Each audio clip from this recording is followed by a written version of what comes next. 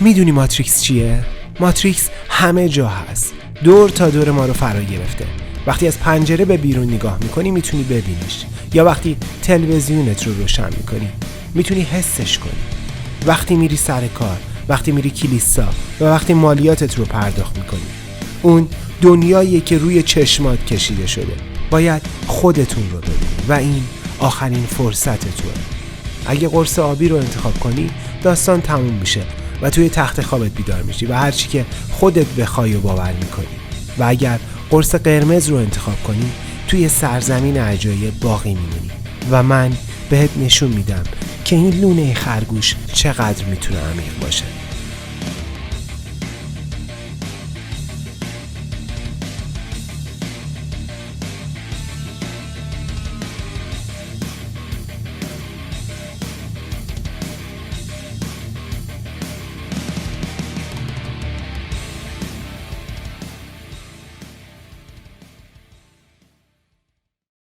خوب و بد چیه؟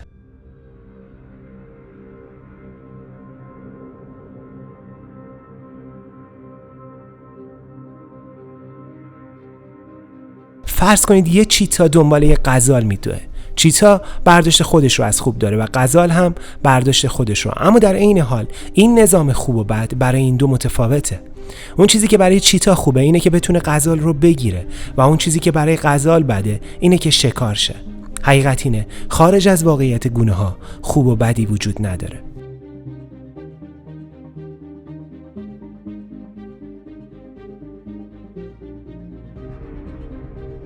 Let me start from the simple, short, logical exercise. بگذارید از یه مثال کوتاه و ساده الهیاتی استفاده کنم برای اینکه موضوع رو روشن کنم. هممون میدونیم که سیاستمداران دروغ میگن. امروز دروغ میگن، دیروز دروغ میگفتن، 10 سال پیش هم دروغ میگفتن. اما در این میون توانایی که برای دروغ گفتن دارن متفاوته. تو عصر امروزی اینترنت داریم، کتاب داریم، خبرگزاری‌ها هستن، اطلاعات آزاد هست، کانال‌های اجتماعی مختلف وجود داره که کار رو برای دروغ گفتن این سیاستمداران مشکل میکنه، چون میتونن چکتون کنن و با برملا شدن دروغتون باعث آبروریزی بشه. در 100 یا 200 سال پیش دروغ گفتن خیلی راحت بود. شما میتونستید باعث بشید هر چیزی اتفاق بیفته و مردم شما رو باور میکردن. پس کاری که باید بکنیم اینه مشخص کنیم توانایی سیاستمداران برای دروغ گفتن از چند صد سال قبل تا امروز چقدر تغییر کرده. اگه یه نمودار از دروغ گفتن و ظرفیتی که برای دروغ گفتن وجود داره رسم کنید، خواهید دید در نقاطی از این نمودار توانایی دروغ گفتن خیلی بالاست. پس شما در اون نقاط نمیتونید به هیچ چیزی اعتماد کنید. من اینو محاسبه کردم و به این نتیجه رسیدم که ما نمیتونیم به هیچ منبعی در این نقاط خاص اعتماد کنیم و این نقاط رو قرن 17 به قبل شکل میده. بعد از قرن 17 هم کمابیش میتونیم به منابع تاریخی اعتماد کنیم، اما قبل از اون هر کاری دلشون میخواسته میتونستن بکنن. برای مثال هیچ راهی براتون وجود نداره تا مثلا عملکرد امپراتوری روم رو چک کنید تا ببینید این امپراتوری وجود داشته یا نداشته. تمام اطلاعات درباره روم باستان از یک ورژن تبعیت میکنه، واتیکان. در حقیقت بسیاری از متون تاریخی رو این سازمان برای ما تهیه کرده. اما چرا من درباره اینا دارم صحبت میکنم؟ نظریه‌های اجتماعی بر پایه اطلاعات تاریخی ساخته میشه و امروز بسیاری از دانشمندان به روایت‌های تاریخی موجود تردید دارن و به این ترتیب ارائه یک نظریه اجتماعی نرمال با استناد به این روایت‌های تاریخی غیر قابل اعتماد اشتباهه. برای مثال کارل مارکس تاریخ کمونیسم رو بر پایه اطلاعات امپراتوری روم باستان بنیان گذاشته، در حالی که این اطلاعات غلطه، چون نمیشه به اطلاعات موجود درباره امپراتوری روم اعتماد کرد. اما اون این کار رو کرد و شاید به همین دلیل هم شکست خورد. من کار متفاوتی انجام میدم و تمام اطلاعات قبل از قرن 17 رو دور میریزم. برای من هیچ چیزی وجود نداره. روم وجود نداره، یونانی ها، پارس ها، چینی ها، هندی ها، هیچ کدوم وجود ندارن. من فقط چیزی رو از تاریخ میگیرم که میتونم بهش اعتماد کنم و با اون نظریه اجتماعی خودم رو ارائه میکنم و این باعث میشه که کار من نتیجهش متفاوت بشه. من روی منابع دیگه حسابی نمی کنم و این چیزیه که در اینجا بی همتاست.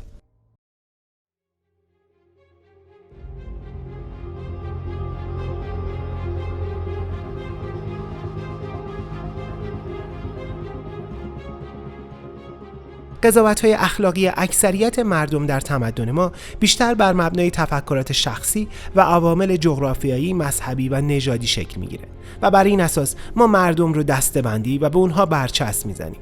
مثلا مسلمانان، سیاه‌پوستان، روس‌ها، همجنسبازها و غیره. اما در هر گروه انواع مختلفی از مردم وجود دارند. برخی قابلیت به قتل رسوندن دیگران رو دارن، در حالی که برخی دیگه گیاهخوار هستن. عده‌ای دوست دارن عریان باشن، در حالی که بعضی دیگه حتی صورت خود رو میپوشونن.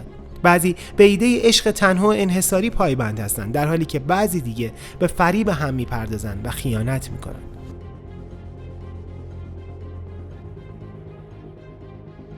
اساس رفتارهای اخلاقی ما در دوران کودکی تعریف میشه، زمانی که والدین پایه و اساس تمدن خودشون رو به بچه‌شون منتقل میکنن. مسلمان‌ها آموزش میدن به الله معتقد باشن، کمونیست‌ها تبعیت از دستورات مارکس رو آموزش میدن و آمریکایی‌ها تبعیت از اساس و قواعد دموکراسی. بنابراین بیایید ماتریس اخلاقی رو همه قوانین و سنت‌های یک اجتماع، گروه یا جامعه معین در یک بازه زمانی مشخص تعریف کنیم. هیچ کس قادر نیست سیستم اخلاقی یا ماتریس اخلاقی خودش رو لمس، بو یا مزه کنه و این در حالیه که همه خودشون رو نرمال فرض میکنن.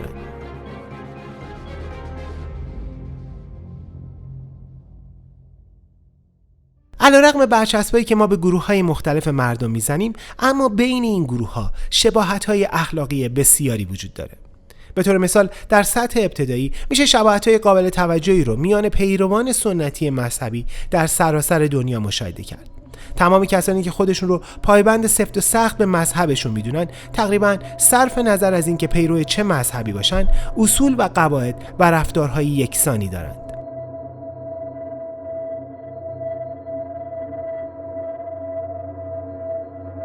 اما این فقط گروه‌های دینی نیستند که چنین شباهت‌هایی دارند. دقیقاً همین شباهت‌ها میان گروه‌های غیر مذهبی هم وجود داره. برای مثال رفتارهای زندانیان در سراسر جهان یکسانه. محیط زندان یک سیستم سلسله مراتبی شکل میده که شامل خلافکار ارشد زندان و نوچه‌های اونه که بهش خدمت میکنن. بین زندانیان رفتارهای خشن امری طبیعیه، موضوعی که حتی به تجاوز یا سوء استفاده جنسی ختم میشه. فرقی نمیکنه تو زندانی در کجای دنیا باشید، محیط زندان ساختار مشابهی به وجود میاره، ساختاری که ما اون رو از گونه اول، یعنی شامپانزه های معمولی یاد گرفتیم.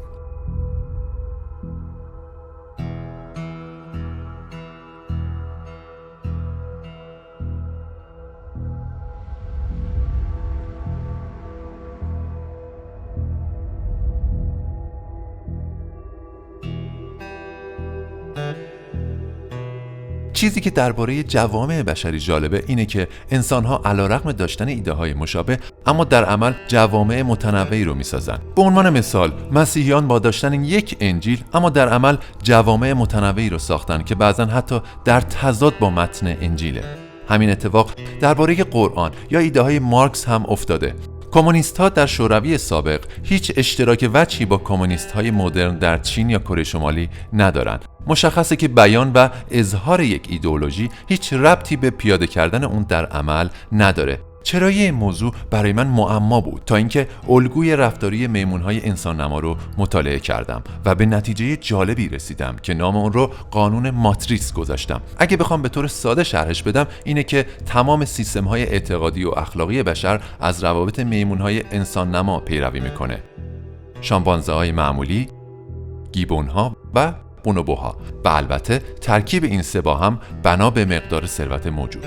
برای مثال یک جامعه فقیر از اخلاقیات و اصول شامپانزه‌های معمولی، طبقه متوسط از گیبون‌ها و ثروتمندان از بونوبوها. حرکت‌های دموکراتیک و حقوق بشری، حقوق حیوانات، جنبش‌های محافظت از محیط زیست، اجتماعات همجنس بازان بنا به این دلیل نیامدن که ما به صورت ناگهانی باهوش یا خوب یا مثلا آزاد شدیم. در حقیقت فرقی نداره از چه ایدئولوژی پیروی میکنید. همه ما جوامع مشابهی رو بر اساس الگوهای رفتاری میمونهای مختلف درست کردیم.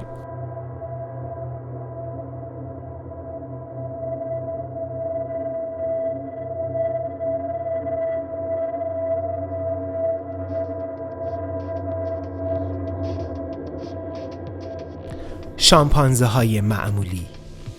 قدرت شاخصه اصلی شامپانزه های معمولیه. این پستانداران در قالب یک هرم سلسله مراتبی بر مبنای جنس نر طبقه بندی میشن و جنس نری که در مقام بالاتری قرار داره تسلط خودش رو به وسیله سکس با جنس نر رده پایین نشون میده. به بیان ساده تر، دو شامپانزه نر با هم مبارزه میکنن تا اینکه یکی از شامپانزه‌ها تسلیم بشه و پشتش رو به رقیب قوی‌تر خودش بکنه و به اون اجازه بده خودش رو از نظر جنسی ارضا کنه. این آسایش جنسی سردسته نرها رو آرام خواهد کرد و این شانس رو میده تا در گروه رقیب پذیرفته بشه. به این ترتیب نقش مسلط و چیره‌تر در عمل جنسی نشون دهنده مرتبه بالاتر اجتماعی در جامعه شامپانزه هاست. در واقع این دسته‌بندی بر مبنای فاعل و مفعول بودن در رابطه شکل میگیره و چون جنس ماده هیچگاه نمیتونه در یک رابطه فاعل باشه، پایین ترین رتبه رو در این گروه از حیوانات به خودش اختصاص میده و همیشه به بدترین شکل ممکن با اونها برخورد میشه. شامپانزه ها تنها حیواناتی هستن که گروه نر خودشون رو طبقه بندی میکنن و میتونن برای توسعه قلمرو خودشون به کشتن یکدیگه بپردازن. این مدل رو میتونیم به اختصار سیستم سلسله مراتبی یا مدل چیمپ نامگذاری کنیم. سیستم توزیعی برای شامپانزه ها پیچیده نیست. نرهای رده بالا اول از همه میخورن و رده های پایین و جنس ماده باقی مونده غذا و هر چی که مونده است رو میتونن بخورن. خصوصیت چنین جامعه‌ای در روابط میان مادر و بچه اتفاق میفته. مادر زمانی که اطمینان پیدا میکنه بچه‌ها میتونن از خودشون مراقبت کنن، اونا رو به حال خودشون رها میکنه.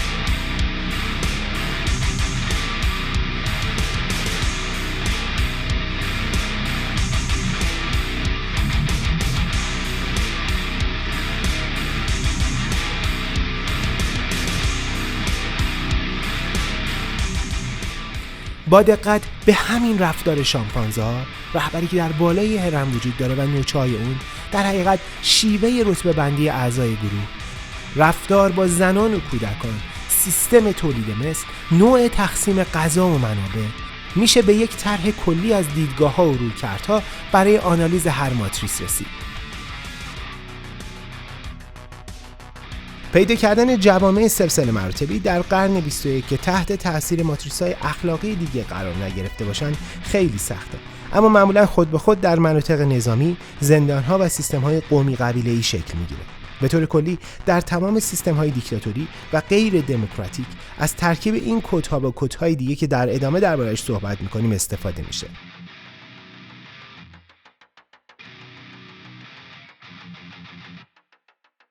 برخلاف احساسی که ما امروز درباره زنان و کودکان داریم، اونها مانند اونچه در ماتریس سلسله مراتبی می‌بینیم در گذشته اهمیت چندانی نداشتن و بیشتر به عنوان نیروی کار یا ابزار جنسی استفاده می‌شدن. طرفداران و فعالان حقوق بشر برای مطالعه زندگی زنان در مناطق جنگی شمال آفریقا به این مناطق سفر کردند. اونها مدارکی مبنی بر تجاوز سیستماتیک به هزاران زن رو یافتن. این مسئله ممکنه وحشیانه به نظر برسه، اما طبق کدهای سلسله مراتبی تعریف شده در ماتریس شامپانزه ها، این تجاوز تنها شیوه ادامه زندگی این زنان برای بقاست. در چنین جوامعی زمانی که پسرها به حال خود رها میشن تا در شرایطی سخت بتونن زنده بمونن، صرف نظر از هر نژادی که هستن شروع به ساخت و توسعه کد اخلاقی شامپانزه ها در عرض 2 سال میکنن. اول از همه اونها اعضای گروه خود رو از بقیه مردم تمیز میدن و تقسیم بندی ما اونها رو به وجود میارن. بعد از اون وضعیت و درجه اجتماعی اونها از طریق جنگ و مبارزه مشخص میشه و فرایند خفتباری جهت اتصال برنده ها به بازنده ها ابداع میشه. به محض اینکه پسران مناطق جنگی به بلوغ میرسن تلاش میکنن به گروه‌های نظامی که کنترل محدودی بر قلمروهای همیشه در حال جنگ دارن بپیوندن. این نیروهای تقریباً مجرمانه مسئولیت توزیع غذا و پولهای اهدایی غرب رو به عهده دارن و بیشتر اونها رو برای اهداف و مقاصد خود میدزدن. درست همانند ماتریس شامپانزه ها در این مناطق زنان و بچه ها از پایین ترین مرتبه برخوردارند، اما مورد تجاوز قرار گرفتن برای اونها بهتر از کشته شدنه. همونقدر که غیر انسانی به نظر میرسه، این تجاوز چرخه موفقی از تولید مثل رو ایجاد میکنه و نسل جدیدی از متجاوزان و قربانیان رو به وجود میاره. نکته‌ای که در عین وحشیگری این سبک زندگی باید توجه کرد، اطمینان بالای این سبک زندگی برای بقاست و حتی به نوعی میشه اون رو سیستمی مبتنی بر شایسته سالاری دونست. هر مردی که شایستگی داشته باشه در این ماتریس میتونه به رأس هرم بره و این قانون همیشه به شایسته ترین و لایق ترین افراد امکان ادامه حیات و بقا رو میده. پذیرا بودن ریسک، خطر و شجاعت همیشه نشانه از روابط سلسله مراتبی بوده که فقط در این نوع ماتریس اخلاقی وجود داره. زمانی که بشر تونست مقداری از لحاظ اقتصادی رشد کنه، وارد ماتریس بعدی شد.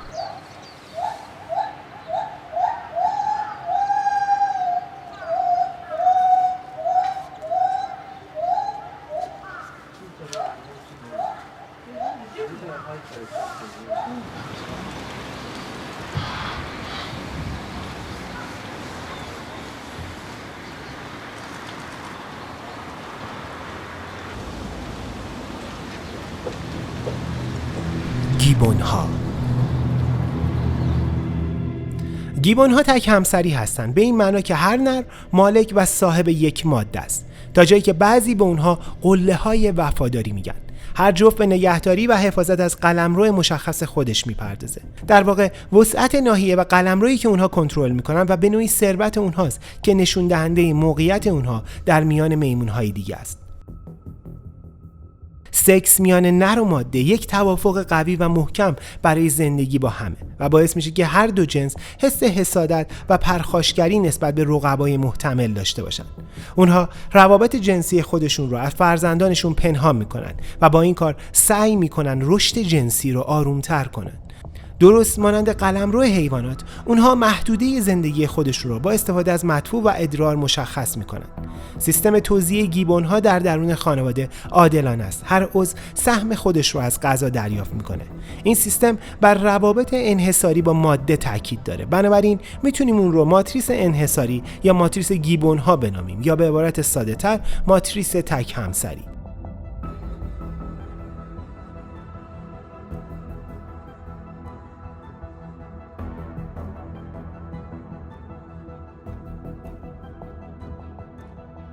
ماتریس انحصاری زمانی به وجود میاد که مرد بتونه ارث و میراثی برای خودش داشته باشه و به نوعی غذا به اندازه کافی روی میز موجود باشه.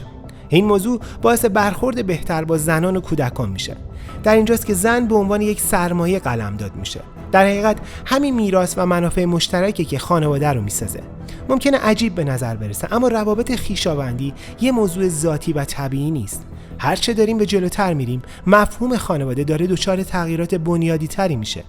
امروز در جوامع غربی دیگه عمو یا پسر عمو رو جزء فامیل نزدیک حساب نمی‌کنن، در حالی که سیستم‌های طایفه‌ای و قبیله‌ای تاکید بیشتری روی این پیوندها دارن که اون هم به دلیل منابع مشترک در دارایی‌ها و سیستم کاره. با توسعه رژیم سرمایه‌داری و حقوق بشر، نیازهای مشترک بین خویشاوندان به حداقل خودش رسیده و ما داریم کم کم به شکل دیگه‌ای از خانواده نزدیک میشیم. انسان معاصر بیشتر ترجیح میده با دوستان خودش معاشرت کنه و ارتباط اون با خانواده‌اش بیشتر ناشی از حس مسئولیتشه. در جوامع تک همسری، درست مثل گیبون‌ها، بیشتر توجه معطوف به خانواده‌های ثروتمنده.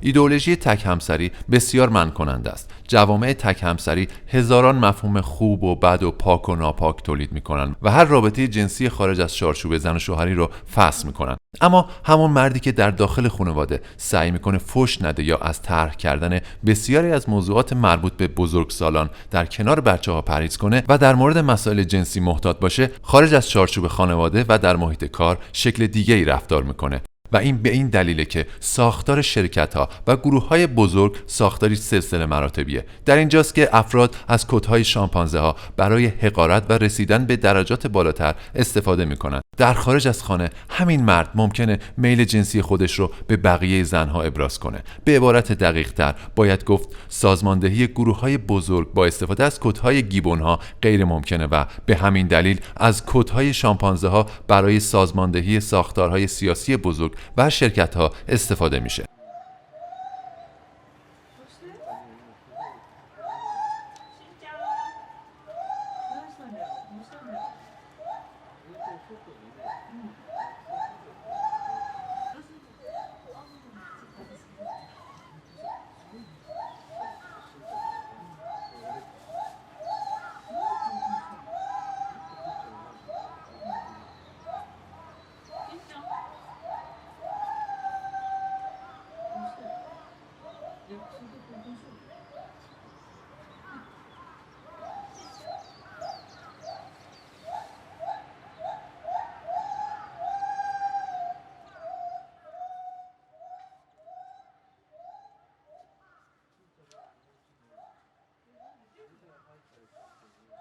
مردم در ماتریس انحصاری با تنظیم اهداف اخلاقی جدید همدیگر رو آروم و خنثی میکنن. اونچه تک همسریا به اون اهمیت میدن ثروته، درست مثل گیبون‌ها در طبیعت که تنها به کیفیت قلمرو خودشون اهمیت میدن. نظام سرمایه‌داری بر اساس دارایی شخصی به عنوان روش تولید و توزیع ثروت بنا شده که در اون تماس میان زن و مرد هم بخشی از این توافق در به اشتراک گذاشتن سرمایه است. نظام‌های تک همسری نیاز به سرکوب و فرونشاندن میل جنسی در کودکان تا زمانی رو دارن که خود کودکان بتونن برای خودشون دارای سرمایه و دارایی بشن. این یک منطق طبیعی در میان گیبون هاست. اینجاست که باکرگی عروس موضوع مهمی میشه. در تمامی اشکال ماتریس انحصاری باکرگی عروس موضوع بسیار مهمیه. عالم ماتریس انحصاری بر اساس ایده رفتارهای خوب و بد تقسیم شده، جایی که زنان تمام تلاش خود رو میکنن که به طبقه پاک ماتریس تعلق داشته باشن. در غیر این صورت شخصیت اونها در جامعه لکه‌دار میشه. تک همسری به این زنان اجازه میده که از بالاترین رتبه‌های اجتماعی خاندان در کنار همسر خود برخوردار بشن، اما اگر بی‌آبرو بشن دیگه حمایت و حراست ازدواج رو از دست داده و به پایین‌ترین درجه تنزل میکنن. در ماتریس گیبون‌ها غریزه تحکم و سلطه جنس نر با قدرت زن در شیفته کردن خنثی میشه.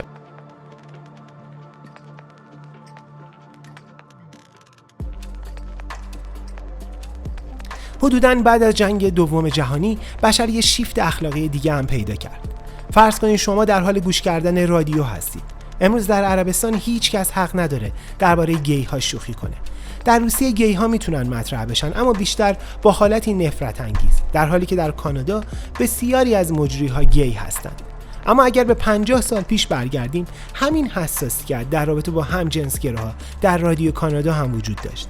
بیایید از خودمون سوال کنیم چه اتفاقی در این 50 سال افتاده که کشورهای توسعه یافته رو مجبور به تغییر نگرش نه تنها در رابطه با همجنسگراها بلکه در زمینه‌های دیگه کرده.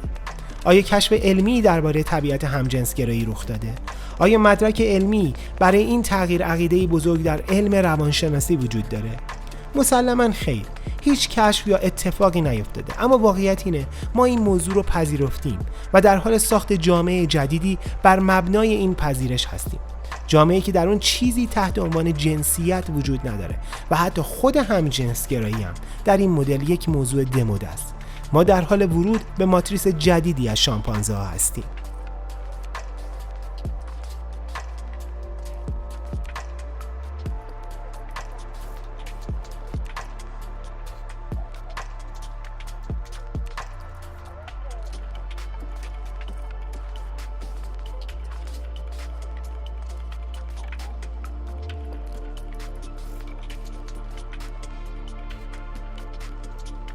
بونوبوها.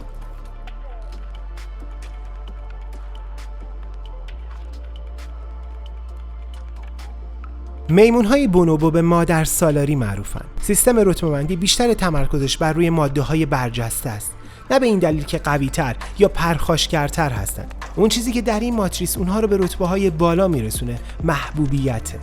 این موجودات مرموز در گروه‌های 50 تا 70 نفره زندگی میکنن و روابط جنسی آزاد دارن، همه با همه. این روابط شامل روابط همجنس بازان هم میشه. ارتباط همجنس بازان با یکدیگر رقابت میان اعضای گروه رو کاهش میده و به اتحاد گروه کمک میکنه. اگه شامپانزه های معمولی هرم سلسله مراتبی خودشون رو بر پایه خشونت و تمکین اجباری بنا کردن، بونوبوها از سکس برای تسکین و آرام کردن تنش و فشار و برای ساخت یک سیستم توزیعی متحد استفاده میکنن. اونها با فراهم کردن محرک‌های جنسی به قوی‌ترین عضو گروه به تشویق اشتراک می‌پردازند و با این شیوه به برابری می‌رسند. در حالی که کمونیست‌های روسی با استفاده از دستورالعمل‌های انقلابی مارکس زندگی نسل‌های زیادی رو نابود می‌کردند، مدل کامل و بی‌نقصی از کمونیست‌ها در جنگل‌های آفریقا پنهان بود. این مسخره نیست.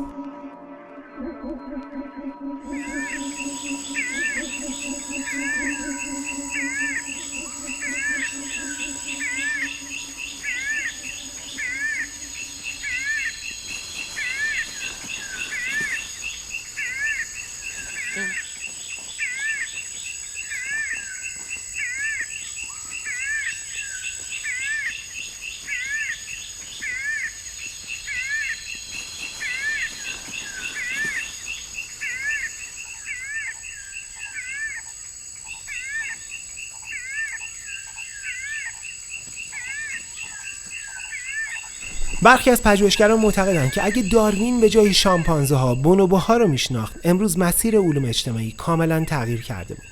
بونوبوها ژنتیکی نزدیک به انسان ها دارن. اونها به جای دعوا با هم رابطه جنسی برقرار میکنن و غذاشون رو با هم تقسیم میکنن.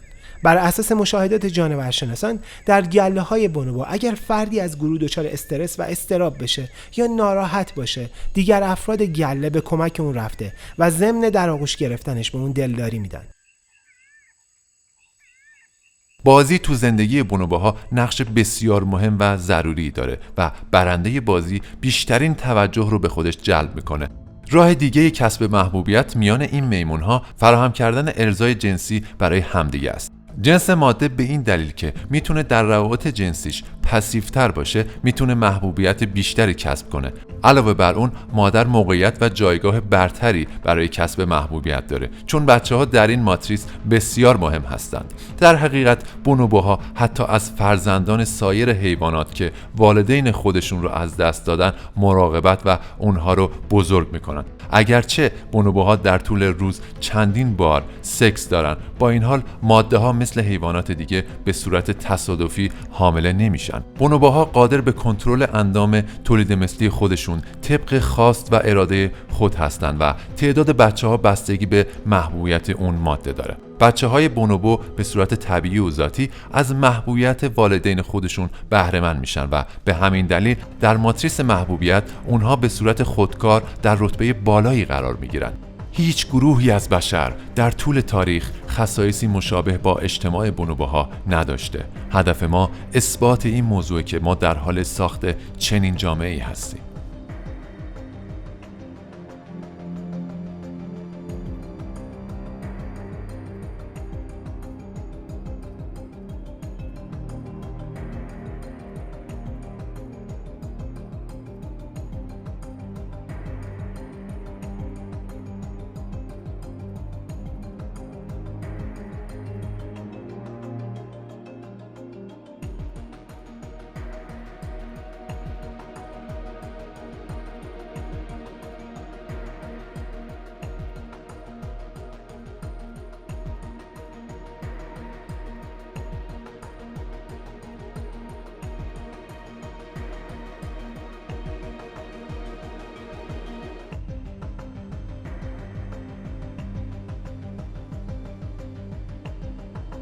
بشر از اواسط قرن 20 وارد ماتریس محبوبیت شد.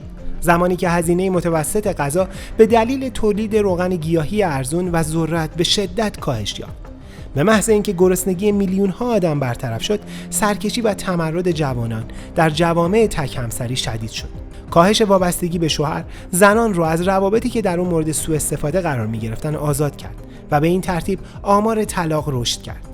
نیاز به قدرت مردانه در دنیای امروز در حال ناپدید شدنه و نقش‌های سنتی زنانه و مردانه تغییرات گسترده‌ای کردن. پدر امروز دیگه اون چرا که مادر انجام میداد رو انجام میده. آب بینی بچه رو میگیره، پوشک بچه رو عوض میکنه، تکالیف اون رو چک میکنه و رفتارهای کاملا متفاوتی از خودش بروز میده. و اگه این کار رو نکنه، سرپرستی اون بچه از اون گرفته میشه و به نهادهای دیگه سپرده میشه.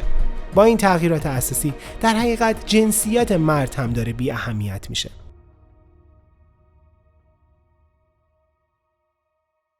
برخلاف گروه‌های سلسله مراتبی، جوامع تک همسری رتبه بندی خودشون رو بیشتر بر اساس ثروت بنا کردن.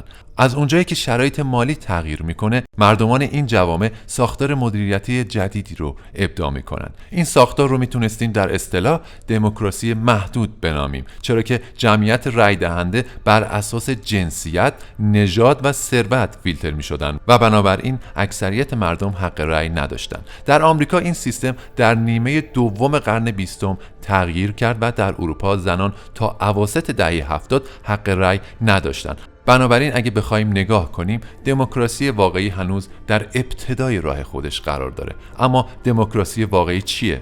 توزیع متفاوتی از قدرت بر مبنای محبوبیت عام، جایی که چهره محبوبتر دارای قدرت و اختیار بیشتریه و این چیزیه که ما رو به ماتریس بونوبوها یا ماتریس محبوبیت میرسونه. ماتریس‌ها روی تمام ارکان اجتماع اثر میذارن و همه چیز رو دگرگون میکنن. به عنوان نمونه، برای اینکه این دگرگونی رو بهتر درک کنید، مقایسه میان نحوه عملکرد ماتریس ها با حیوانات انجام میدیم. در ماتریس شامپانزه ها حیوانات ارزشی ندارن و حتی ممکنه ضرب و جرح بشن، موضوعی که در ماتریس انحصاری هم تقریبا تکرار میشه. در ماتریس انحصاری از حیوانات بیشتر برای شکار، دفاع یا مثلا موش گرفتن استفاده میشه و ارتباط عاطفی بین اونها و انسانها صورت نمیگیره، در حالی که در ماتریس بونوبوها اوضاع به کلی متفاوته و حیوانات تبدیل به دوستان ما میشن. برای اونها جای مناسب و غذای مخصوص به خودشون تهیه میشه و حتی ممکنه با عنوان بچه من خطاب بشن و تبدیل به فرزند ما بشن. کد اخلاقی محبوبیت بر اساس غرایز زنانه بنا شده که قوی ترین اونها حس مادرانه است. دقیقاً با همین الگوست که جوامع از گوشتخواری به سمت گیاهخواری در حال حرکت هستند. سلاح خودشناسی. ما چی هستیم؟ یک بچه نقشی رو که خانواده از اون میخواد ایفا کنه از محیط اطرافش کپی میکنه. این پدیده اسمش یادگیریه. یادگیری مثل یک خیابان یک طرف است. وقتی که شما دوچرخه سواری رو یاد گرفتید، حتی اگه تلاش کنید اون رو از یاد ببرید بیفایده است. حتی اگه 20 سال دوچرخه سواری نکنید. به محض اینکه کلیات یک ماتریس در مغز ما بارگذاری میشه، دیگه کاری از دست ما ساخته نیست و ما نمیدونیم چطور اون رو فراموش کنیم. درباره لذت جنسی هم همینه. در حقیقت روابط جنسی با جنس مخالف هم که طبیعی و ذاتی به حساب میاد، اول از همه به کسب تجربه نیاز داره تا لذت اون در دیتابیس مغز ما هک بشه. اساس و قواعد حیای جنسی هم به همین شکل به وجود میاد. اما جنسیت چیه؟ جنسیت پدیده‌ایه که صرفاً برای مقاصد اقتصادی به وجود اومده و شکل دیگه‌ای از خودشناسی و خودآگاهیه. مادر ممکنه به دختر خودش بگه مثل پسرها کثیف و نامرتب نباش، پاهاتو مثل پسرها دراز نکن، مثل پسرها تف نکن و در مورد پسرها این مقایسه با دخترها اغلب در قالب یک توهین ظاهر میشه. مثل دخترها گریه نکن، تو یه ترسویی، مثل مرد مبارزه کن. این پیام‌های تأدیبی فرزندان رو تشویق به کپی برداری از نقش‌های جنسیتی سنتی میکنه و اونها رو از تقلید جنس مخالف منع میکنه و استانداردهای خاصی رو برای هنجارهای جنسی ایجاد میکنه و به این ترتیب فرزند جنسیت خودش رو به عنوان یک نقش از پیش تعیین شده میپذیره. جنسیت یک هویته که در هسته ماتریس تک همسری و سلسله مراتبی جای گرفته، اما زمانی که به ماتریس بونوبوها میرسیم وضع کاملا متفاوت میشه. در دهه 60 تلاش‌ها برای تبدیل افراد همجنسباز به استریت در روانشناسی بسیار مرسوم بود. همجنسبازان رو در وانهای آب یخ مینداختن، به اونها جریان برق وصل میکردن و 10 کار دیگه.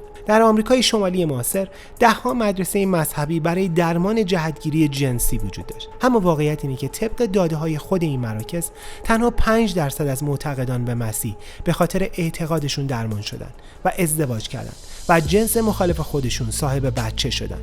در حقیقت 95% هیچ تغییری نکردن. این اطلاعات به ما این نکته رو نشون میده که اگر 95% هیچ تغییری نکردن، نباید به اون 5% هم توجه خاصی کرد و به این ترتیب تبدیل گی به استریت غیر ممکنه. اما یک سوال مهم پیش میاد: برعکسش چی؟ یعنی امکان داره یک آدم استریت رو به گی تبدیل کنیم؟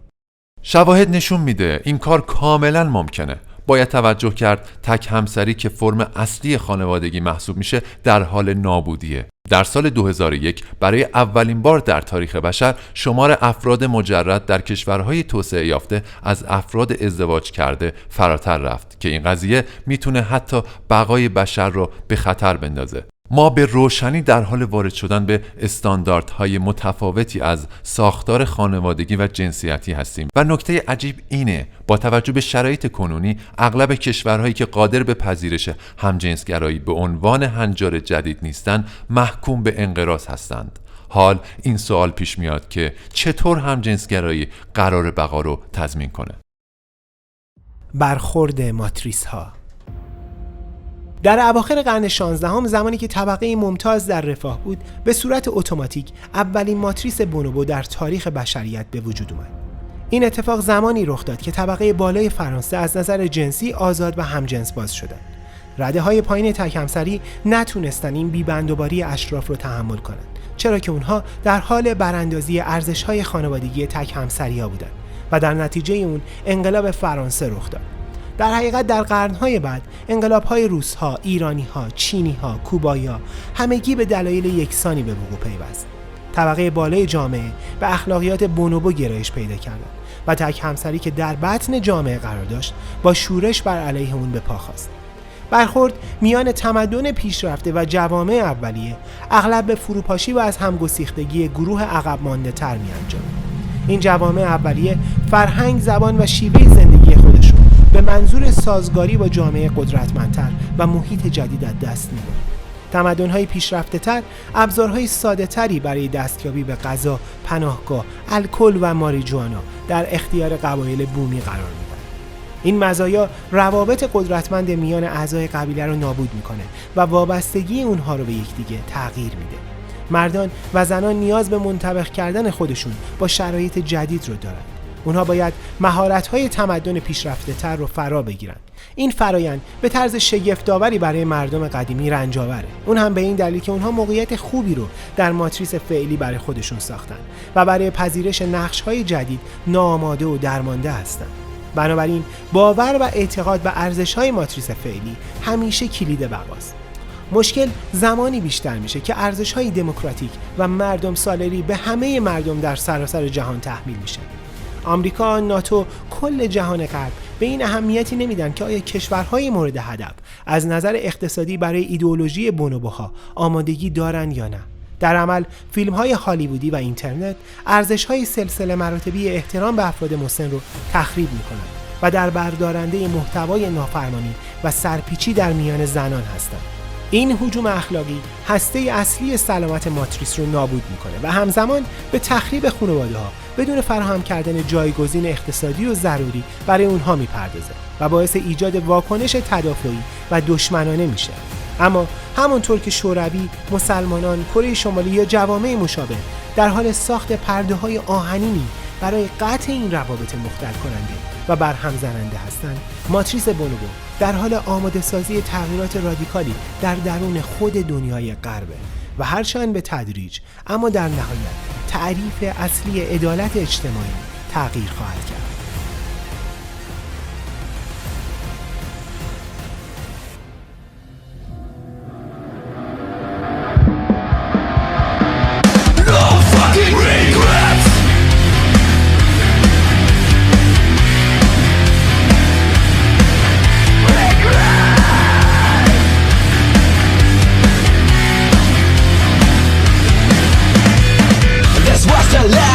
Time that you read your nasty tracks. This was the last time that you. Oh fuck this dick.